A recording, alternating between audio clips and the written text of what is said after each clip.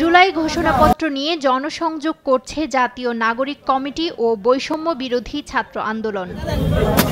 শুক্রবার বরিশালে ৬ দিনব্যাপী কর্মসূচির অংশ হিসেবে লিফলেট বিতরণ করা হয়।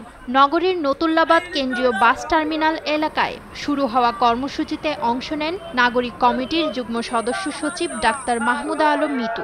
বলেন, জুলাই আন্দোলনে ছাত্র জনতার আত্মত্যাগের স্বীকৃতির জন্যই নেওয়া হয়েছে জনসংযোগ কর্মসূচি। এদিন ভোলায়ও জনসংযোগ করা হয়। অংশ নেন জুলাই শহীদ স্মৃতি ফাউন্ডেশনের সাধারণ সম্পাদক সার্জিস আলম। বলেন, ঐক্যবদ্ধ থাকলে কোনো অপশক্তি তরুণ প্রজন্মকে আটকে রাখতে পারবে না। বৈষম্যহীন আগামীর বাংলাদেশ গড়ার প্রত্যাশার কথাও জানান তিনি। আগামীর এই নতুন বাংলাদেশে আমরা যারা তরুণ প্রজন্ম রয়েছে, একটু কথা মনে রাখবেন, আমরা যদি ঐক্যবদ্ধ হতে পারি কোনো অপশক্তি আমাদেরকে আটকে রাখতে পারবে না। এর আগে বৈষম্য বিরোধী ছাত্র আন্দোলনে শহীদ জসিম সহ অন্য শহীদের বাড়ি গিয়ে পরিবারের খোঁজ খবর নেন সার্জিস আলম।